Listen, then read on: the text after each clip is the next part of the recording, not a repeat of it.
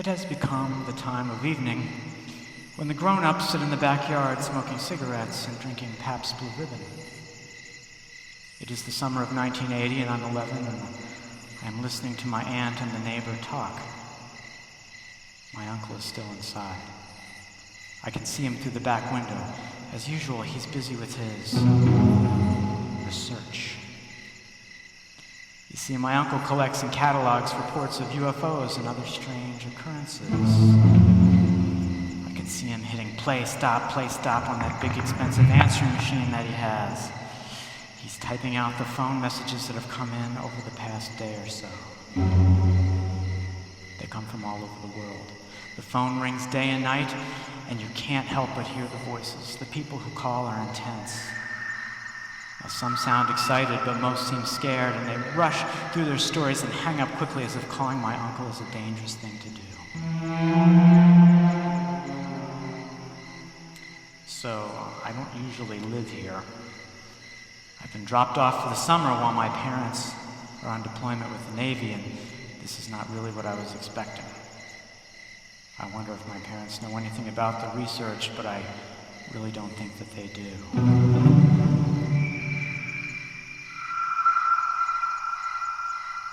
So here's the story of how my Uncle Dick got into this.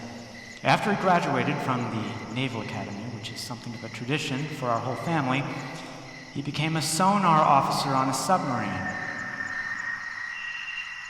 And at some point, while sitting at the bottom of the ocean listening for hours on those $1 million headphones, he began to notice sounds that weren't supposed to be there. Sounds of unknown origin. Not the Russians, not the whales. And he became obsessed. And when he was discharged, he took a job with the cable TV company, which was a new thing at that time. He did this so he could secretly tap into the huge network of cables that they were burying under the whole country. He had found a way to secretly use these cables as a gigantic antenna for his radio, which according to him is the most powerful scanning device ever devised, at least on Earth. It's this big gadget, blinking lights, loudspeaker, spitting out all kinds of weird sounds day and night, and he tape records every minute of it, and then carefully labels each tape with time, date, stuff about the weather, relevant current events. Usually it's just static for hours, but then strange sounds. So, between the radio, the answering machine, and their weird friends, I have grown somewhat uneasy.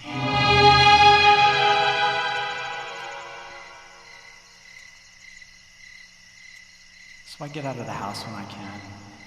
Tonight is pretty nice out in the backyard, so I sit down on a broken lawn chair near my aunt and the neighbor. As usual, they are discussing their many theories about what's actually going on in the world. Every night they talk about this stuff, and tonight's topic is how the Apollo moon landing photographs were faked by NASA.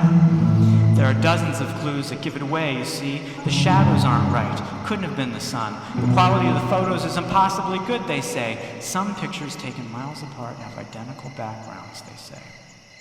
And most convincing, they have calculated based on the camera model and the air supply that there are simply more photos than the astronauts could physically have taken in the time they had.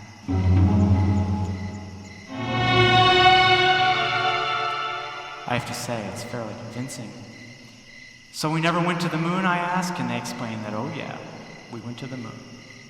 But what they found there was too upsetting to reveal to the public, so they faked these photos. The real ones are at Area 51, and even the president hasn't seen them.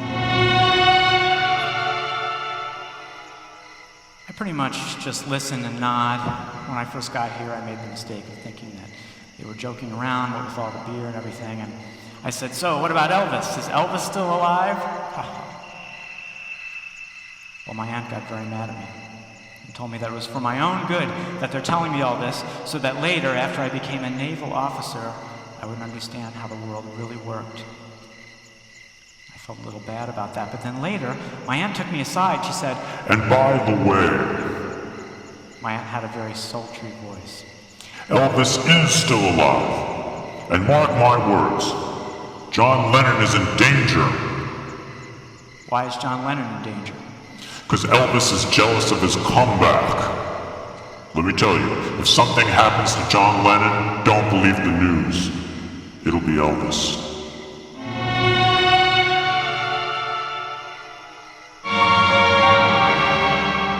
So she's obviously kidding about that, right? I can never really tell with her because actually she just loves to tease. It's almost like she thinks it would be boring to ever give a straight answer to anything. On my very first day here, I just asked what was for dinner, and she said, nothing. We're not eating dinner? Why not? Because it's the second Tuesday of the month. So? Your Uncle Dick and I fast on the second Tuesday of every month. Why do you do that? Because fasting is good for you. Come on, you're a smart kid. Haven't you heard about this sort of thing? And she's so serious, there is not a hint of kidding. And so then I start to think, because I am a smart kid, well, okay, maybe this is true. I mean, I can deal with this. I'm only here a couple months. I'm not that hungry. But then there she is, making dinner. And so I say, what are you doing? She says, this is for the neighbor, not for you. And then even as she's putting the plate of food in front of me, she still sticks to it. And she says, just this once, because I can tell that you're hungry. But not next month. Now, my Uncle Dick, on the other hand, is a very serious person. He does not joke around at all. Or actually, there is one thing that is sure to bring a smile to Dick Long, and that is prank phone calls. He doesn't like to make them, he likes getting them. Perhaps you can see where this is going. You see, caller ID isn't in common use yet, and lots of kids make prank phone calls. I mean, I do it all the time. I'm not sure what's so fun about it, but when you call someone and tell them that you're the police or their teacher or something, if they just believe you even for a second, it's electrifying. It's like you're a god. Wholesome fun from times gone by. But let me tell you, when you have a name like my Uncle Dick Long printed right there in the phone book, you get a lot of prank calls. Like in his case, about one per evening. But Uncle Dick, being a telecommunications guy and all, actually has caller ID, early prototype. So they don't know that he knows who they are, and he just loves this. So he answers the phone. Hello? My Uncle Dick has a rather high voice. Well, maybe you'd like me to come over to your house on Market Street and show you. That's right, I know your address. Well, I'm gonna hang up now and call the police. So I suggest that you make a run for it. First time that he did this, I was on the floor in hysterics, but then I realized he does this every day. So tonight, my Aunt Buff and her friend, Ray, are talking about one of their favorite theories, which is something called the Illusionati, who are a loose affiliation of rich and famous people that somehow manage to control the whole world. My Aunt Buff says, show him the bill, Trey. Trey takes out a $1 bill and explains that the pyramid and the eye on the back is a symbol, and that proves that the Illusionati run everything. And yes, by the way, my aunt's name is also kind of unusual. She goes by Buff, but her real name is Elizabeth. But apparently a childhood friend had a speech impediment and called her Elizabeth, and the name stuck. And speaking of speech impediments, my aunt must have a fondness for them because her neighbor friend, Ray, has a really weird voice. For some reason, he has no voice box anymore, and so he has to speak by holding this vibrating gadget up to his neck so he sounds Kind of like this. His name is Ray, but they call him Trey, I think because he's had a tracheotomy, but if they are making fun of him, he doesn't seem to mind. He and Aunt Buff are two peas in a pod when it comes to teasing me, which I prefer to avoid tonight. So, to stay on his good side and show that I'm interested in the Illusionati, I ask him, so Trey, how do you know so much about the Illusionati?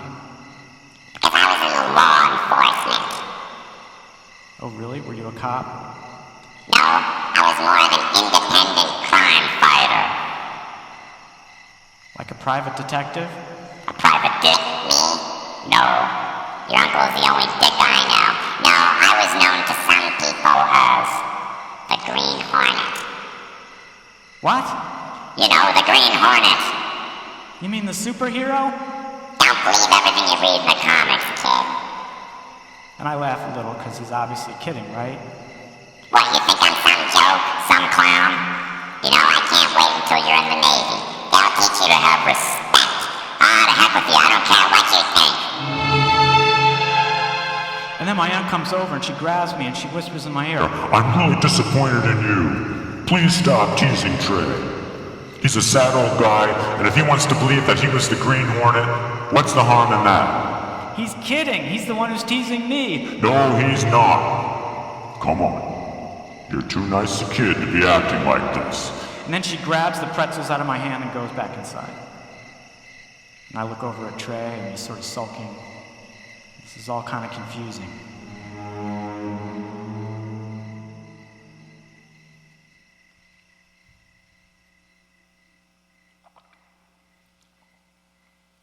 So let me ask you something. Do you see that UFO? I have been seeing that thing all summer. It comes a few times a night, and after a while I notice that the crickets go quiet just before it appears. Now maybe it's a plane or a weather balloon or something, I don't know, but it sure looks like a flying saucer. I haven't mentioned it to these grown-ups for obvious reasons because I'm sure they'd find some way to make fun of me. Okay, so now Trey is giving me the silent treatment, and I decide to try to normalize things, show him that I am interested in his life, open, ready to listen. And I say, so Trey, is that how you got your injury while fighting crime? This? Oh no. I got this from my girlfriend. Your girlfriend? Was she mad at you? Oh no. Just the opposite. She was too passionate about me. You know, son, when a man and a woman really dig each other Trey, stop. and want to show each other, well, things can get out of hand sometimes. Trey. Fingernails, teeth, Tabasco sauce, and all that. But let me tell you this. It was totally worth it. You know what I mean? Oh, of course you don't know what I mean because you're just a kid, but it was. It was worth it. And now I couldn't help it because this is clearly just fun and he must think I'm an idiot, so I want to get in on it and I say, let me guess, was your girlfriend Catwoman? And he starts like freaking out. At first I think he's laughing, but then it's like he's having a seizure and the cigarette falls on the ground and his arm windmills around and crushes the beer can and beer flies out and I'm starting to get rather alarmed here. And my Aunt Buff comes running out of the house and she's yelling, Trey, what happened? and she calls into the house and says, Dick, your nephew has done something to Trey. and then here comes Uncle Dick running out of the house like a madman. He's carrying some sort of club. It's all happening in a split second, and some instinct makes me stand up like I need to run, but then I see that the thing he's carrying is a newspaper.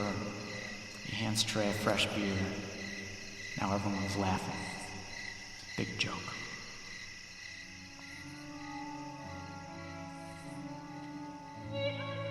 Have you ever heard that famous and beautiful piece, Knoxville, summer of 1915?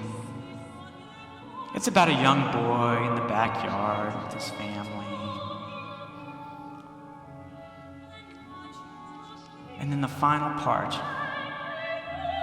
the final lines, he says something like, but they will not not now, not ever, but will not ever tell me who I am.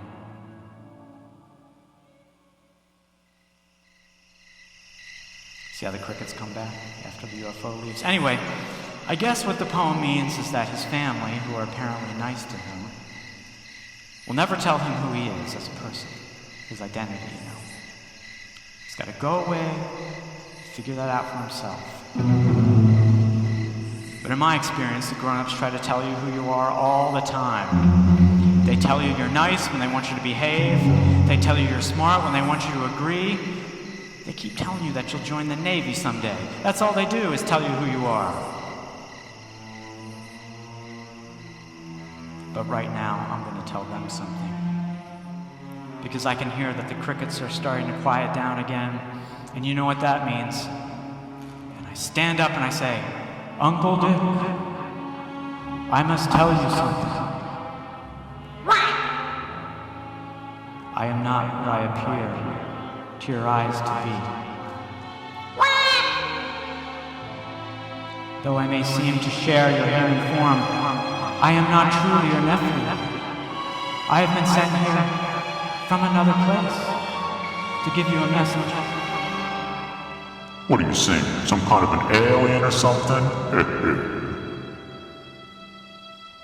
Yes, I suppose that is one way of putting it. Well, okay. Can you prove it? You should explain Einstein's theory of negativity. That would prove it. I can tell you that my mother's ship is about to appear on the horizon. Look, even now it appears. There it is, right on schedule.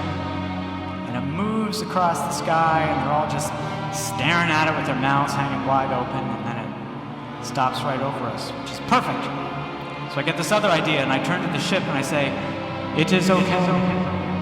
These humans will treat me as one familiar and well loved in their home from now on." And then it moved on, right on cue. Perfect.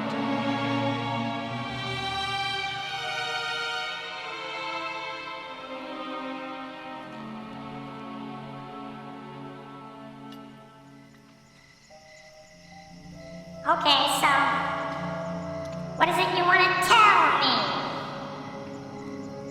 I've been sent to tell you that you are the smartest member of the human race. At least the smartest one in Maryland. You are as a brother to us. But with your research, you have come too close to the truth, and you must now desist. Your primitive civilization is not yet ready to accept our existence. We trust you to understand this. Discontinue your activities. Dick. Turn off your radio. Destroy all documents. All tapes. Well, they don't have much to say after that. They're just kind of looking up, waiting for it to come back again. So I go inside and turn on the TV, because they had cable. And on every channel, there's some good-looking person saying smart things in a smart voice. The Illusionati are all over cable. And then in a bolt of inspiration, I realized the secret of how one could become a member of the Illusionati. How you could have wealth, power, respect, great hair. Everything you could ever want, and it was simple. And I mean, I'm not going to tell you the secret, not right now anyway. But I will say that I haven't used the secret yet. You can tell from my hair. But I will say that at that very moment, I decided that I wouldn't join the Navy after all, but would instead pursue a career in the fine arts. Because in the arts, it's your job. It's your actual job to make stuff up.